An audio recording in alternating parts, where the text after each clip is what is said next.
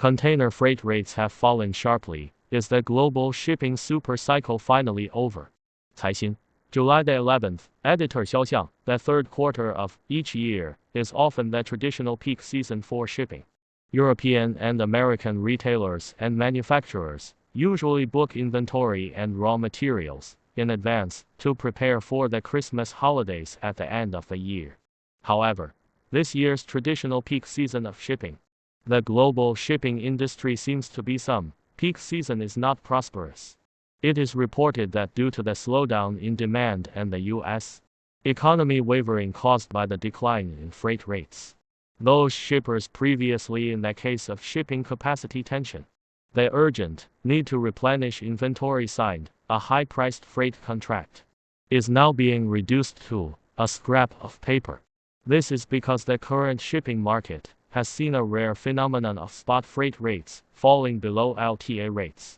Some traders are renegotiating with freight forwarders to modify their long-term shipping agreements at the height of the epidemic's surge in freight demand, or simply switching to spot market rates to move their cargo.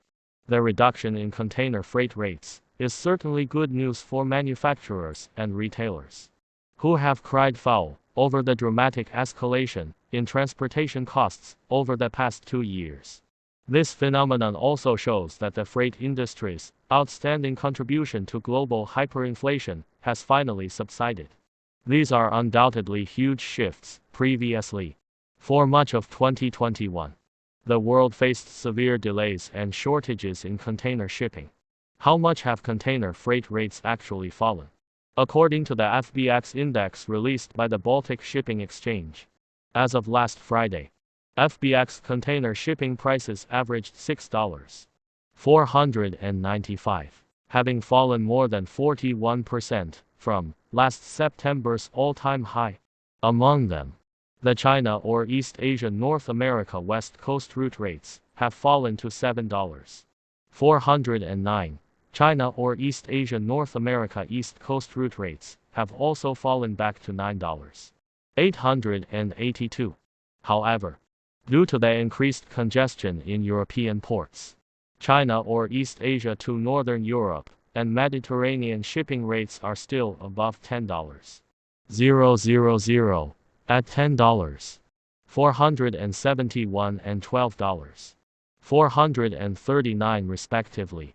In addition to the FBX index, the Drewry World Containerized Composite Index (WCI), which is referenced by 8 major Asia U.S., Asia Europe, Europe and the U.S.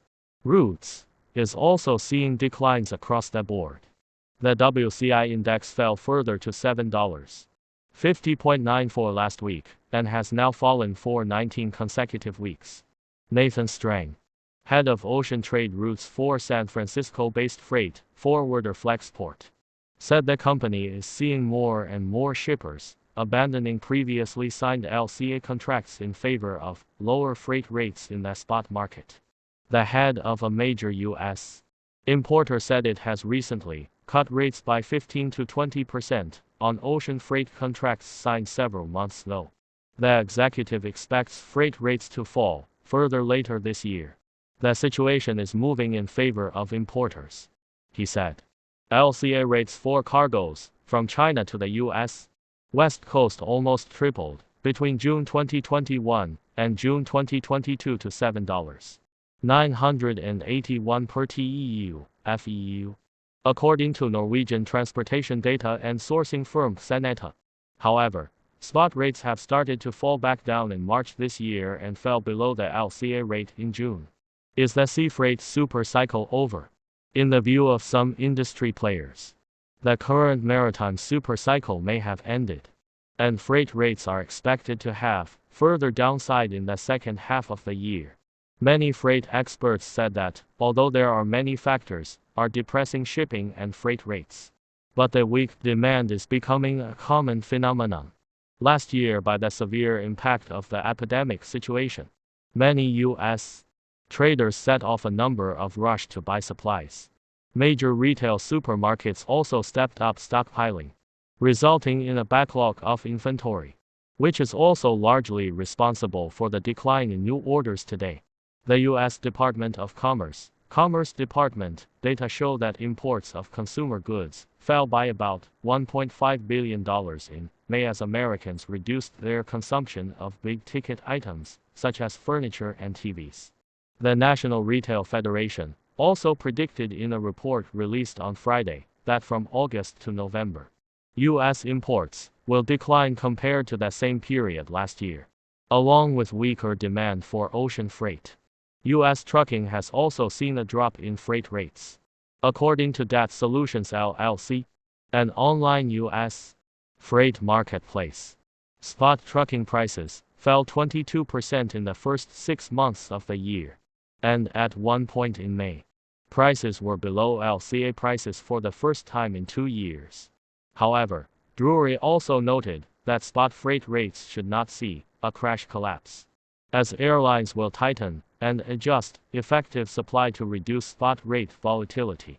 Over the next year, shipping companies will have to address the issue of spot rates, which are currently in weakness, being lower than contracted rates. In fact, although container freight rates have now fallen sharply, they are still well above pre-epidemic levels. According to Freightos, an online freight marketplace, spot rates for shipping a container from China to the U.S. West Coast by sea on July the 6th were still more than 4 times higher than they were for the same period in July 2019. Shipping congestion has also led to high shipping costs on some routes. Gavin Khan, president of Carbochym Inc., an importer of activated carbon for water treatment and food processing, said its cost to ship from China to Chicago in June was $16.000 per standard container. That cost was down from a high of $21.000 last year, but still 3 times higher than he was paying before the outbreak. He said, "We need to look for container freight rates that may be below $10.000, which would be close to our pre-epidemic levels, so we can remain competitive." Container freight rates fall sharply. Is the global shipping supercycle finally over?